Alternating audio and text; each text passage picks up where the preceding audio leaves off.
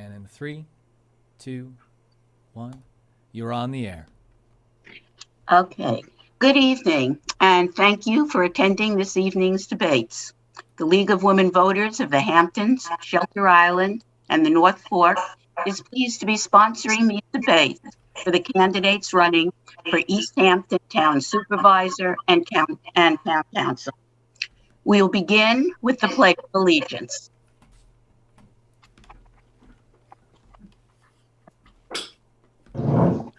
I pledge allegiance to the flag of the United States of America and to the republic for which it stands, one nation, under God, indivisible, with liberty and justice for all.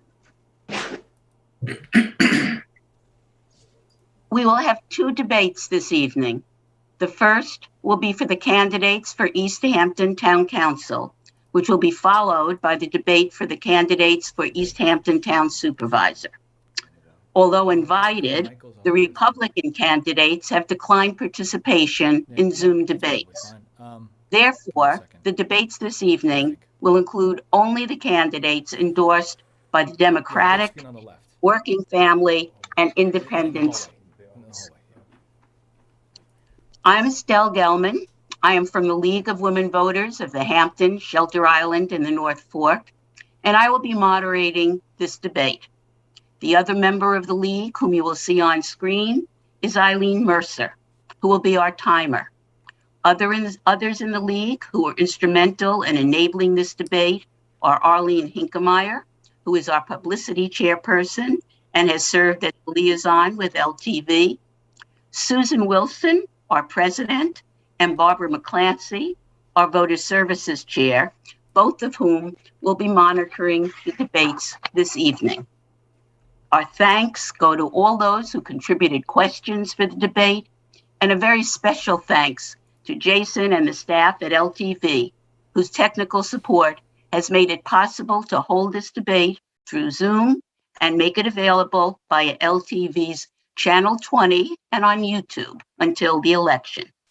We also thank the candidates for agreeing to participate in a Zoom debate, and we thank you for watching. Just a word about who we are. The League of Women Voters is a political but nonpartisan national organization. While we never endorse parties or candidates, we are involved in the many issues affecting our community. Foremost among our goals is to educate voters, stimulate voter interest, and encourage voter participation.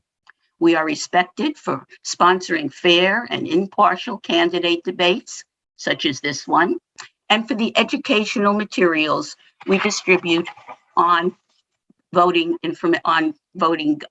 issues. Now, to move on to the ground rules for the debates.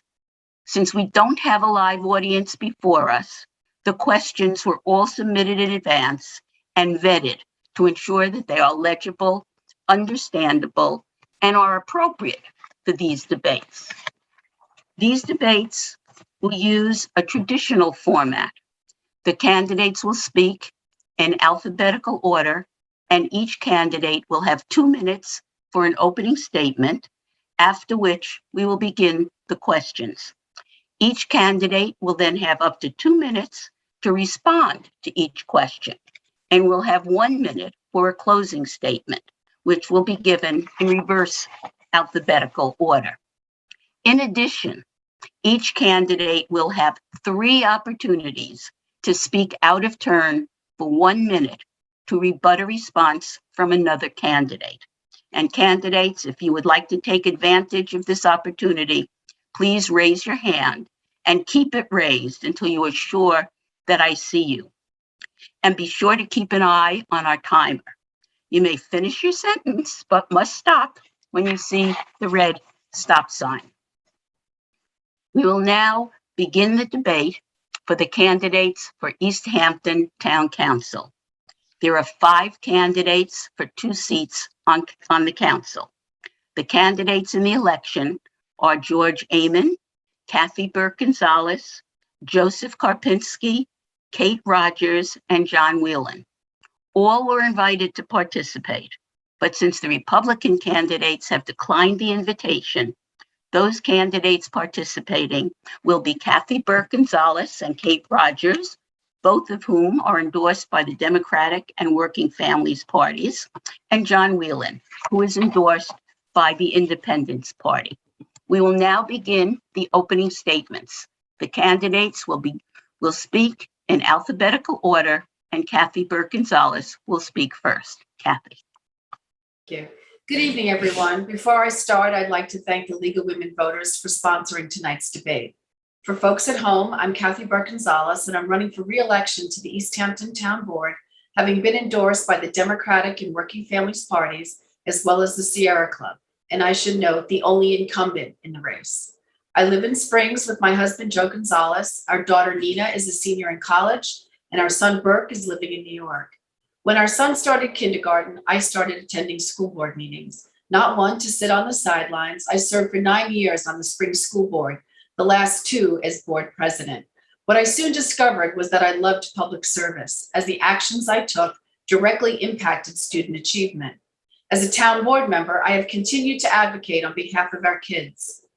With the rates of anxiety and depression among our young people at crisis levels, I formed the Adolescent Mental Health and Substance Use Task Force. Major initiatives included sponsoring suicide awareness training, organizing panel discussions about sexual assault on college campuses, and producing and co-hosting a show on LTV entitled Honest Conversations. Here we interviewed experts in the field of adolescent mental health, underage drinking, vaping, substance abuse, and dating violence, all in an effort to educate our parents and start a community-wide conversation. We also continue to find ways to enrich the lives of members of our senior community by expanding senior health, wellness, and nutrition programs in East Hampton and Montauk, by increasing our grant funding for Meals on Wheels, by purchasing a 7-acre property in Amagansett to construct the new senior center, and by delivering more than 80,000 frozen meals to keep our seniors safe at home during the worst of COVID. I'm asking for your vote so I can continue to address the pressing needs of our children, our seniors, and our hardworking families with compassion and courage. Thank you. Thank you. And Kate Rogers, you will be next. Yes, thank you, Estelle, and thank the League of Women Voters also for the opportunity to present my views to the community, and good evening to the viewers tuning in. For over 20 years, I've been working to protect our neighborhoods and the environment in our town. I am an advocate for renewable energy, a former zoning board of appeals member, and vice chair for a total of 9 years, a businesswoman and a mother. My family's history is one of hard work. I come from blue collar family. My paternal grandfather was a taxi driver. My maternal grandfather was a coal miner, and hard work was the only way we were able to move forward in life and succeed. I have been a member of the following town committees: the Nature Preserve Committee, Energy Sustainability Committee, Solarize, Energize Task Force, and the Energy Preparedness Committee. I'm a current member of the Springs CAC. I was trained as a climate advocate by former President Al Gore. I'm a 5-time training mentor, a founding member of the New York Coalition of Climate Reality Chapters, Win with Win and WinWorks Long Island. I like to thank the voters for choosing me as one of the town board candidates in the June primary. I know the key to public service is to bring people together to solve problems. I'm deeply committed to our town. And as councilwoman, I will bring the experienced leadership needed to join our community together in pursuit of solutions to the issues that we face. I'm endorsed, as you said, by the Democratic Party, the Working Families Party, and Eleanor's Legacy, and the East Hampton Star. Thank you. Thank you. And next will be John Whelan. Good evening. Good evening, everyone, and thank you to the League of Women Voters. Appreciate all your efforts here. I am John Wieland. I am a Democrat, a lifelong Democrat, and I am running for town board. I have been endorsed by the Independence Party, and I was born and raised here in East Hampton. I had quite a wonderful upbringing in Northwest Woods, growing up on a farm and having access to Northwest Harbor and the woods and having a horse and pigs and chickens and all that good stuff and gardens. So I feel I am running for town board, and I'm basing my candidacy on bringing my experience, my local knowledge, my education. I was graduated from East Hampton High School in 1975. I went away to college in Minnesota and southern France to art school. I studied French literature and fine arts, degrees in those and degrees in education. I did some teaching as well locally. I grew up, my father was an attorney for the town for many decades, and he authored the first zoning code that was approved by the state as a template for the state. And as well, my mother was a wonderful artist, and she as well taught in local schools for over 25 years. So I grew up knowing how to work hard, and then went away to college and actually continued doing construction. I was gardening actually for Jeanette Edwards Rattray when I was 12. I was just thinking the other day, and in college, I ended up doing an internship, a January term, and I read all of her books and did a paper on the history of East Hampton. So it was a nice way to pick up on that. But I went on to graduate school for architecture and urban studies at Virginia Tech's College of Architecture and Urban Studies, and have been practicing architecture professionally for 30 years. I'm chairman of the Zoning Board of Appeals for the last 7.5 years, and I spent 2 years representing our town on the Suffolk County Planning Commission. So I like to think that I can bring a lot to the table working with the town board, whoever is on that town board in January. And thank you again. Thank you. We will now begin the questions, and Kathy Burke-Gonzalez will be the first to answer the first question. And the question is, how would you propose to address the lack of adequate cell phone service in Springs? Okay. Thank you, Estelle. So we have two issues here in Springs. We have inadequate cell phone service, and we do not have the connection to the emergency communications, which is a $12 million project that we started in 2017. So what we're proposing, because they really go hand in hand, emergency communications needs to be at the top of the tower and personal wireless can go below that. What we're proposing is to work with the Girl Scout camp. They've already given us permission to go up 185 feet with a tower. I've had actually 2 meetings with the CEO of the Girl Scout camp, and she reminded us, even though I was a Girl Scout for many years, that the motto is be prepared, and they want to be prepared. So they are offering us, a lease at their site. We have to deal though with American Tower, who has the actual lease from the Girl Scouts, but we've been working on those contracts. In fact, I was in a meeting last Wednesday with the town attorneys and the communications person from the police department to talk about how we move that forward. So I think we're going to be handling that, at the Girl Scout camp with a 185-foot tower.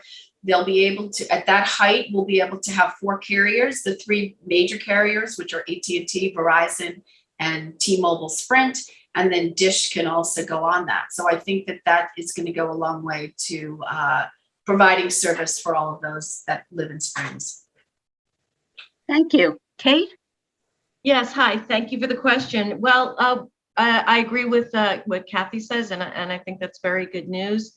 The emergency communications and cell service are critical for the health and safety of the members of our town. Also, I know we're talking about Springs, but this is an issue that stretches out further than that. For Springs, I think for me, what told the story better than any of us can is the over 800 respondents in the townwide poll, 800 respondents just from Springs. They described their cell service as non-existent to very poor, whether it be in their homes, whether it be for business or for their personal use, and also while the people are driving through Springs. And this sets up a situation that we can do something about and must do something about. So with people in today's world, according to the poll, having 5 to 9 devices that require a cellular network in their homes and even in schools, I think it's important for people to have some kind of connectivity. It's very, very obviously from the poll on everyone's mind, and I support the town board working on the solution with the Girl Scout camp. I also have heard and listened to the police scanner, which David Lees turned me on to, and heard, first responders not being able to communicate with each other when we're up in Springs. And if this doesn't tell the immediacy of the need to do something about it, I don't know what we can say that would prove it. Thank you. Thank you. John? Thank you. Yes, this certainly is a key issue for our town. Actually, years ago, I worked on this I worked as a planner with the planning department, and it was when some of these first devices were being proposed, and each one we would analyze carefully, and then the planning board and the zoning board would give the appropriate permits for things like hiding them at the Montauk Manor and things like that. So I've been involved in this for years. Obviously, with the Zoning Board of Appeals, as chairman the last 7.5 years, we've been dealing with this. I think the whole connectivity and having the capability to use our cell phones for emergency calls and for just family calls is of dire importance to everyone. This is a whole new time and age we are living in. I look at this call we're doing right now. I think the emergency systems are the most important and should be the highest priority. My sister Elizabeth Coates is an EMT and is with Fire Commission in Bridgehampton, I'm proud to say, and I know many people who volunteer their wonderful services to those things, and they should be top priority.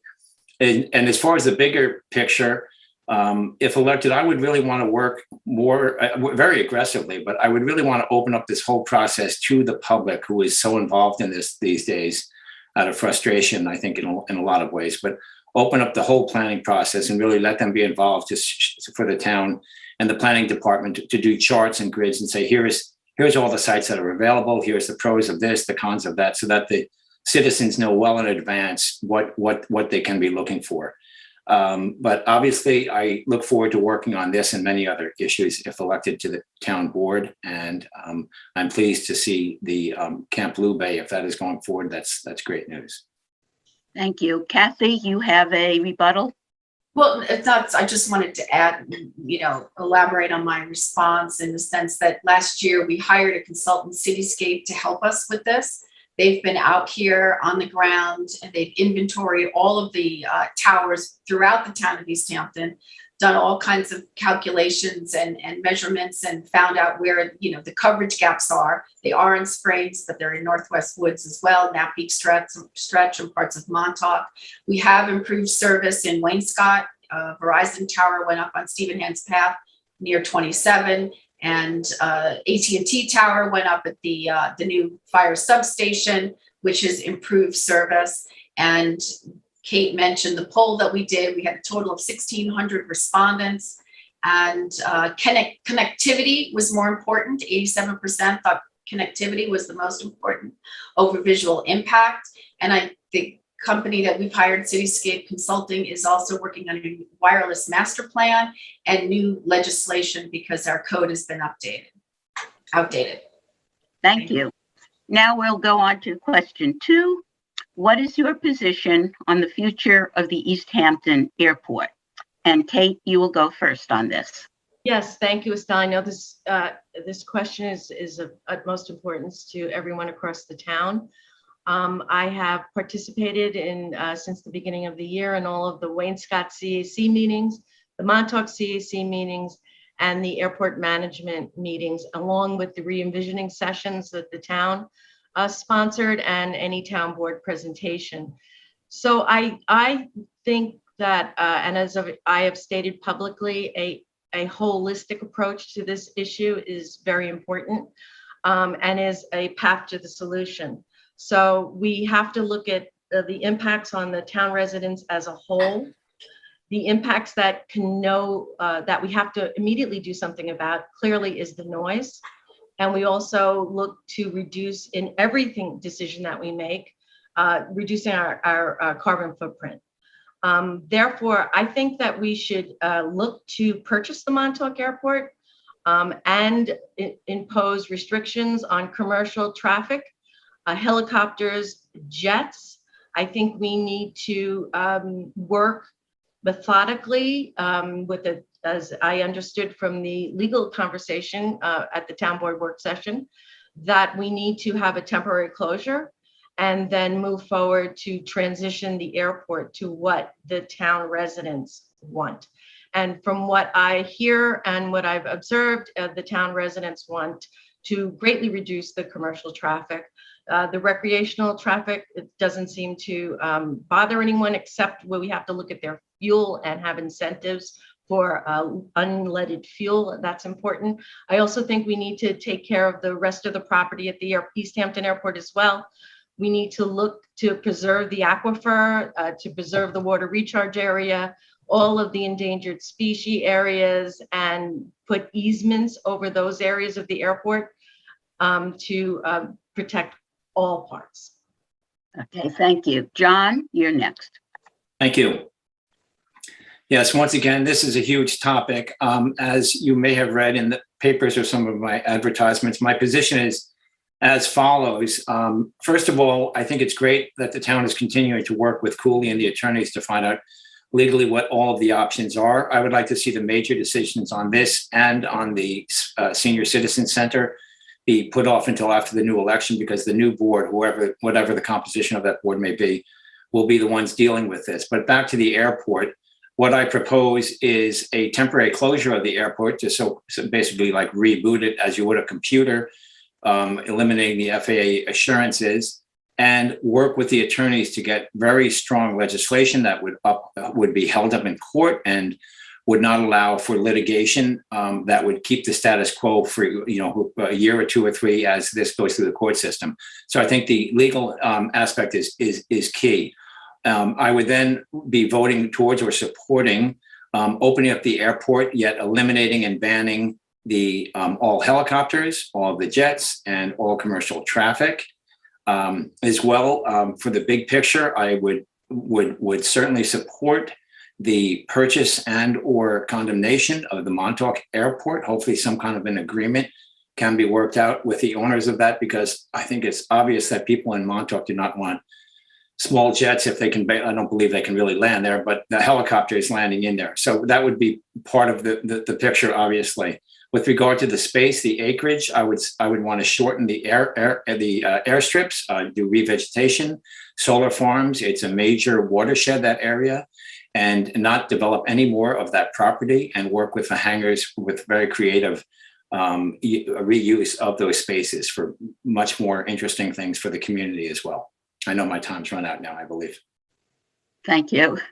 And Kathy? Sure. So during my first term on the board, I was the liaison to the East Hampton Airport during a time when we were looking to get noise restrictions in place. And I had come forward with 4 local laws in February of 2015. And when we had the public hearing in March of 2015, it became apparent that I could no longer support a ban of helicopters.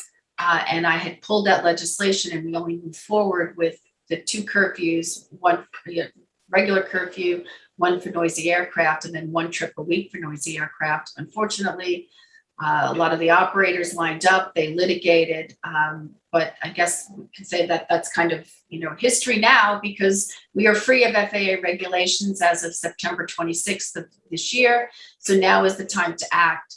But I'd just like to speak for a minute on why I pulled the legislation to ban all helicopters in East Hampton. And that's because I was concerned about Montauk and the rest of the community.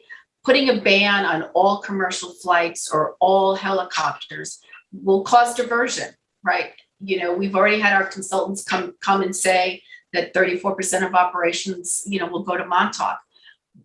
I can't, in good faith, move the problem from one part of town to another. So we really need to thread the needle. We need to put restrictions in place that will give meaningful relief for those that have been suffering from noisy aircraft operations, but we can't move the problem to Montauk. So, as Kate mentioned, our attorneys were at the meeting on Tuesday. They gave us a list of potential restrictions and examples that the board can take to provide meaningful relief. And, we are going to have to work through that process and decide. And the way I look at it is it'll be a suite of restrictions. And I would look to put them in place Can I do my 1 minute? Okay, yes. All right, thanks. So we would need a suite of restrictions, and what I would propose is that we temporarily close, because that's what the FAA says we need to do in order to go from a public use airport to a private use airport. Put those restrictions in place, and then we need to monitor and see what happens in East Hampton and Montauk, and and then further, I like the expression of tightening the valve, and we can continue to work at it until we basically hit the sweet spot where we're not diverting traffic to Montauk. We're giving relief to those folks that are under the routes that are, that live near the airport, because this is, our time has come. We can act now, but we need to be really thoughtful on how we move forward, because the last thing we want to do is drive all that traffic to Montauk.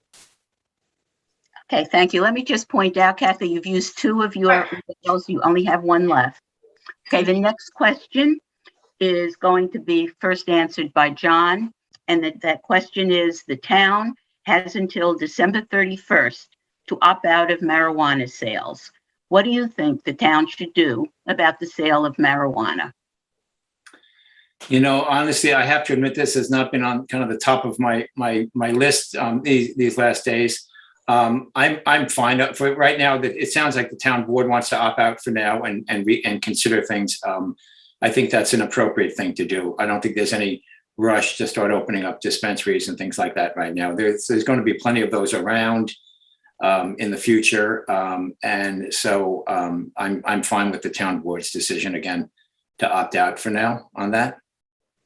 I haven't used up all of my 2 minutes. Can I talk about something else? Okay, I'll move it along. I'll move it along and end with that. Thank you. Thank you. Kathy? Sure. So we've decided to opt out. We've started to talk to our different committees that we work with to get the citizens, the community's gauge on this.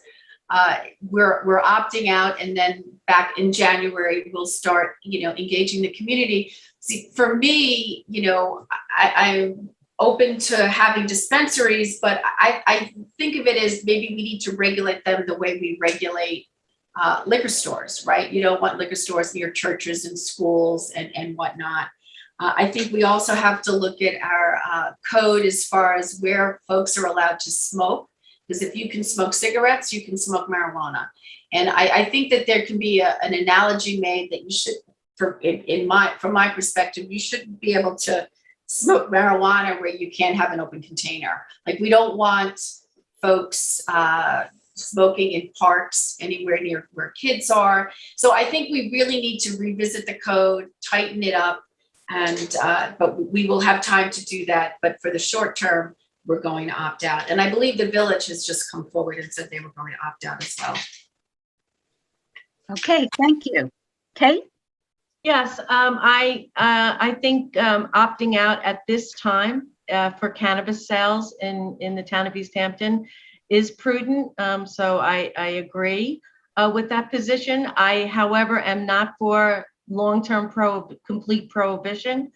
I do think it is an issue that, again, as we do all other issues, bring to the community and see how the community feels. I've heard some farmers talk about the ability to produce crops for their own, for businesses. And I'd like to hear from everyone, but I think the pressure to rush in without fully forming regulation, zoning, et cetera on this is not the way to go. So I support opting out at this moment.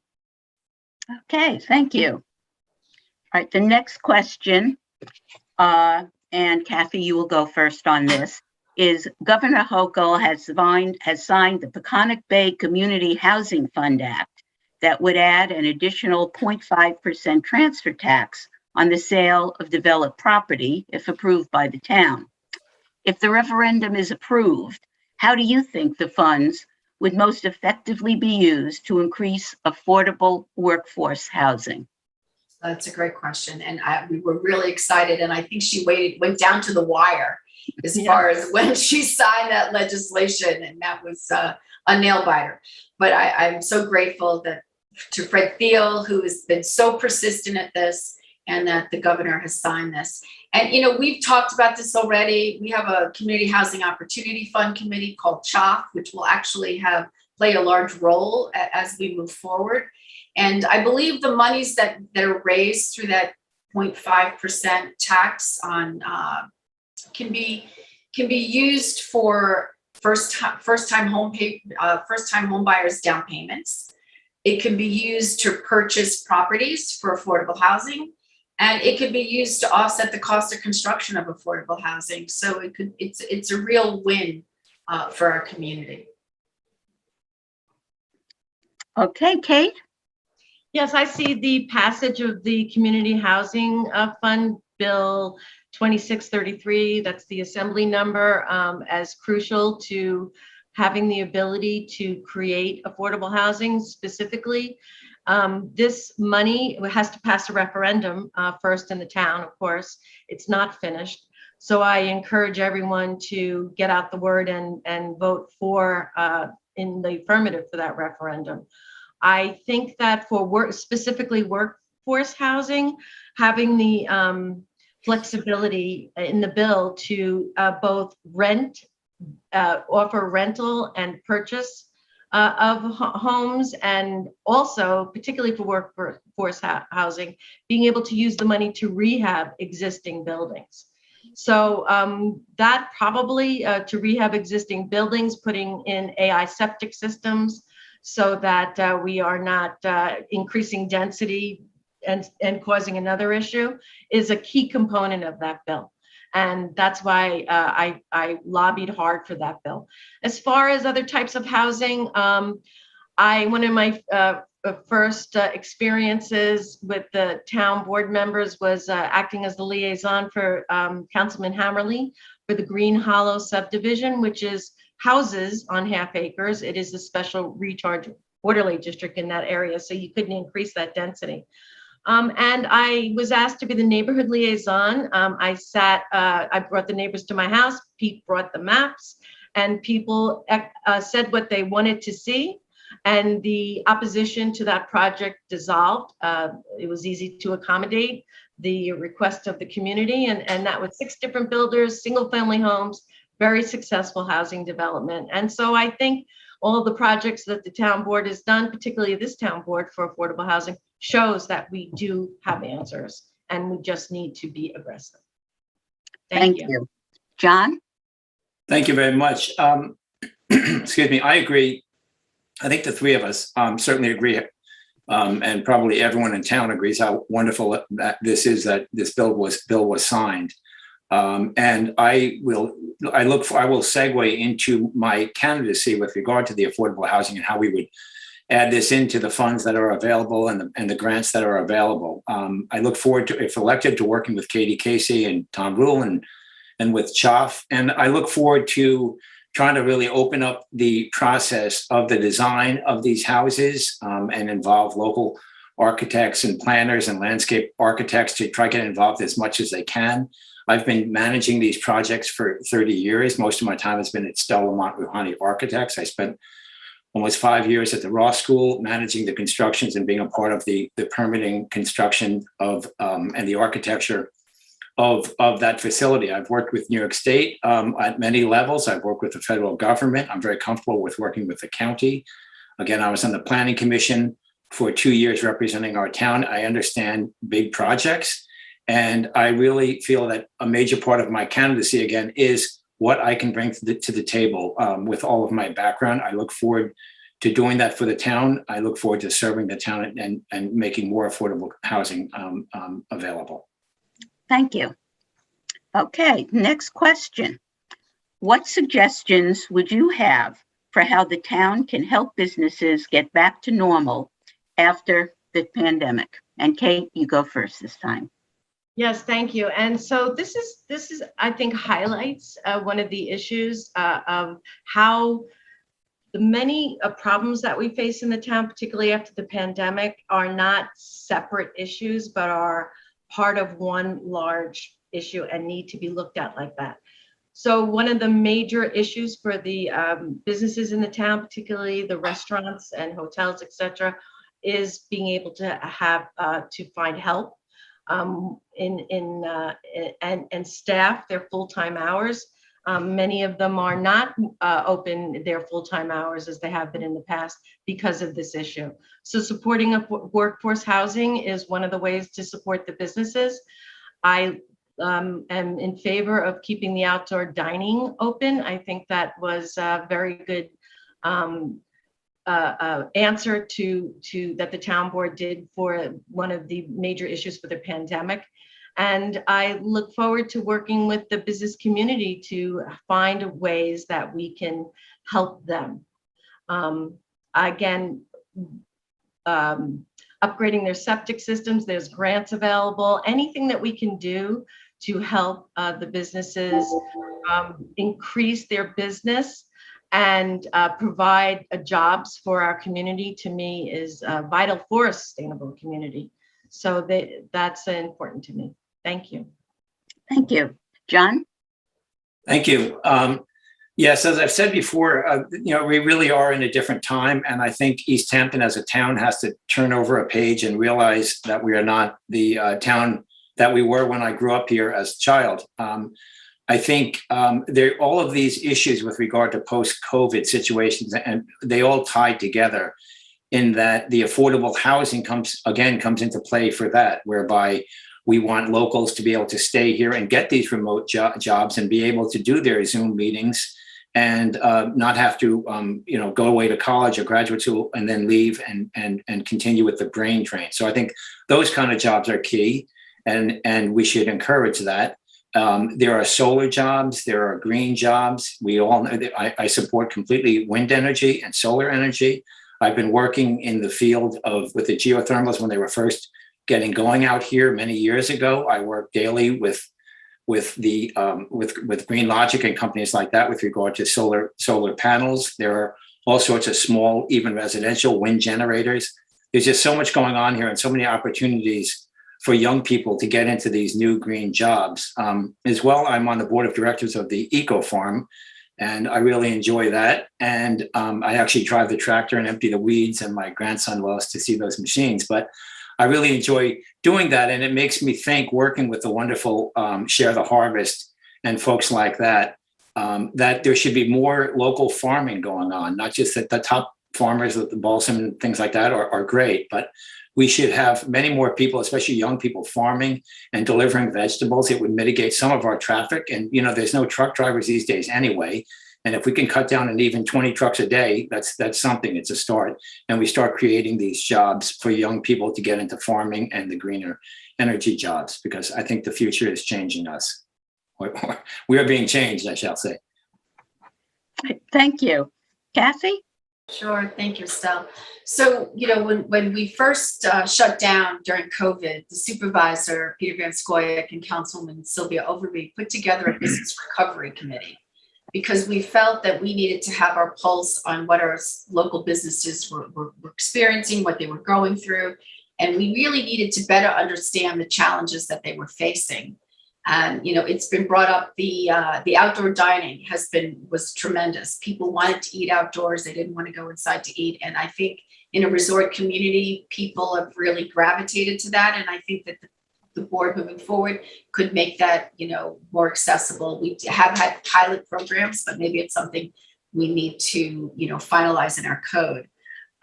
Staffing is a real issue, and we've had some of the business leaders, come to our Community Housing Opportunity Fund committee meetings talking about, seasonal housing and how we work through that.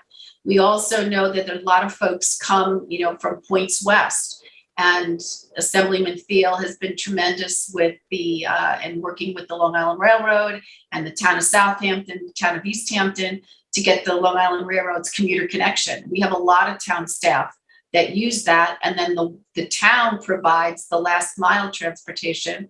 In this instance, we use the Hampton Hopper. We've also used the Hampton Hopper we've had during the season for local businesses, and that's how staff and folks visiting our community move around Montauk. So there's lots of ways that government can help. I happen to serve the last 8 years on the Special Events Committee, And when things started to open up, unfortunately, our caterers were getting caught up in a lot of like Albany red tape. We lobbied Albany and we got it so that, they are the lifeblood, they're our teachers, our college students, our high school students make in the summer. That's how they, make a living out here. So there's lots of ways we can help. We have a rebuttal. John? Thank you. Not quite a rebuttal, but just an add on a few comments. I just wanted to say that I too certainly appreciate the outdoor dining. I think it's just wonderful for the town. But obviously with that, we want to work with a comprehensive plan and our zoning and our sanitary laws so that our sanitary systems are not overburdened. So that's a key component with all of these things, is keeping the environment in check. I also want to piggyback on the COVID, the new jobs and the new situation. I think with affordable housing and with getting local trades and architects involved, we could have a lot of construction. We could work with tiny houses. We could work with renovations and possibly buying up existing buildings and using those as well with the new money, the new 0.5%. Thank you. Thank you. All right, the next question, and John, you will be first on this one. COVID-19 is still with us. What is your opinion of masking and or vaccination requirements for individuals attending indoor events in the town? And what about for town employees? Should vaccinations be mandated? Well, for right now, I would defer to what the town board is doing right now. I look forward to better things. I look in the future as the numbers come down. I look forward to slowly a transition back to whereby people are wearing masks and socially separating at events such as the town hall. There are not that many people who do come to the town hall meetings, but for those who do, I think it adds a whole other level of involvement with the community. As a town chair of the zoning board, we certainly miss it. Thank goodness for Zoom, because we are able to continue our business every Tuesday, most every Tuesday night, and with LTV, who's wonderful. But I look forward to getting back in public as much as possible and doing it the appropriate way. I think it's all based on how the numbers go and following the guidelines. If people, there are tricky questions, religious questions for people who don't want to get vaccinated, other things like that. I think if testing, it becomes a part of that. And I think we have to kind of follow the examples of other agencies, other municipalities as well, and see what there's a fine line, and see what the best medium is, see what the best result of that could be for all of East Hampton. Thank you. Thank you. Kathy? Sure. So, right now in town hall and in all town buildings, you need to be masked. And I'm a strong supporter of that, in a lot of, we're keeping doors closed in town hall. We've got plexiglass up so that people can stay in their workspace. When we do have meetings, internal meetings, in person, we're all spread out in the main meeting room. We take every precaution. I don't think that we should mandate vaccines. I think that that's we're not at that stage that we need to do that. And at the end of last month, our numbers were really high, and from what I'm understanding now, that's eased up a bit. So that's a good sign. Thank you. Okay. Thank you. Kate? Yes, thank you, Estelle. First, I'd like to, thank the community for all of their cooperation. The majority of the community by far understood the need for masks and social distancing. And I think that cooperation, which is always been part of East Hampton when we face as a whole these kinds of challenges, and it's certainly a deadly pandemic. I also agree that masks indoors, anything that can save a life is important here. As far as vaccinations, at this point, not making them mandatory, but then again, I'm also hoping, like John, that we can move on to better things.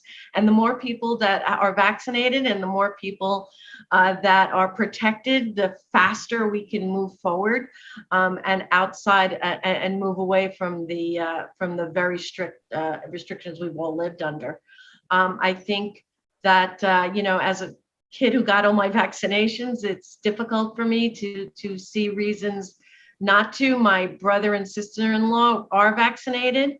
They both contracted COVID. Neither of them went to the hospital, and they didn't spread it to any of their other family members, including a 14-year-old, their grandson, my great nephew. So I think when you hear people's stories, you can understand the importance of following the guidelines and being as stringent as we possibly can. Thank you. Thank you. Now, this is going to be the last question, and Kathy, you will go first on this. What steps would you take to help maintain the character of the town against overdevelopment? So it's interesting you bring that up, because there's been a lot of talk lately about, overclearing in residential areas. I know I drove down, I think it was Cove Hollow, and saw, a residential lot completely clear cut. And when we had a meeting of all the department heads at the end of September that I ran, department heads from, the different natural resources building and whatnot were just, baffled by, people clear cutting. And they formed actually an internal committee and building department, natural resources, town attorney to look into it. We've also got people talking, community members in Wainscott CAC. There's a new citizens group here in Springs called Spring Citizens for Civility. And they've talked about clear cutting and that we should look at, saving some of our trees, and that maybe we need to look at legislation that saves some of the larger trees, because when people clear cut and then they replant, it doesn't have the same community character as it did. It doesn't have the same understory and natural feel. So I think it's something that you're going to see, in December, probably in January, more talk at the town board level about how we can, protect our vegetation and protect our community character in neighborhoods, particularly as it relates to clearing. Thank you. Kate? Yes, I think that it is time to look at our codes. Being on the zoning board for a total of 9 years, 6 as vice chair, one of the frustrating things is when someone goes outside of the permission that they've been given, and you're left with a re-veg plan, as Kathy said, that'll take decades to come back to what they took away. I'm absolutely in favor of a tree protection legislation. They do it in other communities. I've seen some examples of it, how you would protect the number of trees on a property, not just a general clearing restriction. I'd also like to see during the building process an inspection after clearing and before a foundation is poured, so that that idea that you're not going to move forward until you get approved for what you've just done, I think may be a deterrent. We can't deter everyone. Some people will just, take the fine, take the punishment. So we're not going to be able to 100% take care of this. But I think it's time to tighten up not only the overclearing code, but I'd also like to preserve our dark skies and the stars we see at night. There is a lot of talk in that new group that Kathy's referring to as well in Springs about the amount of speeding and disregard for our speed limits, particularly in neighborhoods, that's going on. So I think a general overview, a preserving East Hampton quality a way of life review could be done across many areas, and I would hope to work on that in the future. I think that education also plays a part in this. I applaud Edwina Von Gaal and how she has educated many people away from ornamentals and invasive species into the beauty of our natural vegetation. So I've seen it work, and I applaud that effort. Thank you. Thank you. John? Thank you. Excuse me. I have, I'll start back about 9 years ago when I spent the 2 years representing our town at the Suffolk County Planning Commission. And there we were trying to curb development at a county level with major projects. So it was very interesting to be a part of those decisions on these much larger scale projects. The best thing, fortunately, I was able to do there was convince the commissioners 14-2 to deny the 555 development of 89 housing units. And that allowed Larry Cantwell and the town board, when they were elected, to move forward and have that acquired for community preservation. So I'm very proud of that, not seeing 89 houses in that what used to be prime agricultural soil. As Kate knows, working on the zoning board, I've been chair for 7.5 years, and we deal with this every week. That is our goal. Our goal is to uphold the town's comprehensive plan and to uphold the zoning code, and to work with the planners and take advantage of the planners' expertise in curbing this development. I think we are getting pretty much filled out here, and we need to allow for affordable housing, but not in prime soils and prime woodlands. I think we have to continue to buy up as much as we can with the CPF. I think there's going to be a time where there just is no more room, and I think right away we should start actually making it more expensive for out-of-town visitors, day trippers, whatever, is to come out here and pay for the beach and to do this and that. And I'm all for town driving on the beach, public access, but I'm not for giving out permits to day trippers or to summer visitors to go drive their trucks on our oceans and beaches and tear things up. My daughter used to plant piping plovers, and I have 3 daughters and 2 grandchildren. My daughters cannot afford to live here, unfortunately, but all of what I do is to try to set a good example for my 3 daughters, as far as being a part of the problem and not being part of the solution and not part of the problem. So my time is up. Thank you. Thank you. The candidates will now give their closing statements in reverse alphabetical order, and John Whelan will go first, followed by Kate Rogers, and then Kathy Burke-Gonzalez. John? Thank you, and thanks again to the League. Very much appreciate this, and hopefully a lot of people get a chance to watch this to see how we feel. I think a lot of what we agree on many issues. I think the town citizens agree on many issues. I am running as an independent. Kathy was endorsed by the Democratic committee. That same committee endorsed Kate Rogers to run, so I ran an independent campaign and was endorsed by the independents. I'm looking for support from Democrats. I've been a lifelong Democrat, from independents, and from Republicans. I know many Republicans, and I look forward to their support and others. I'm looking for the trust of the town voters, that my lifelong knowledge of this town, the history, the appreciation of it. The photo in the back here is out at the Warhol estate. I'm a painter, and I was invited to paint out there, and invited again by the Nature Conservancy. So I just love the beauty of our town. I want to do all I can to use my lifelong career to benefit East Hampton Town and serve all the citizens. I will be open to working with all the committees and listening to all of our citizens. And I ask for your vote on November 2nd. Thank you. Thank you. Kate? Yes, thank you, Estelle. Again, I also would like to thank the League of Women Voters for giving us the opportunity to have our views heard by the community and helping voters to be informed as is your charter. And I thank you all for that.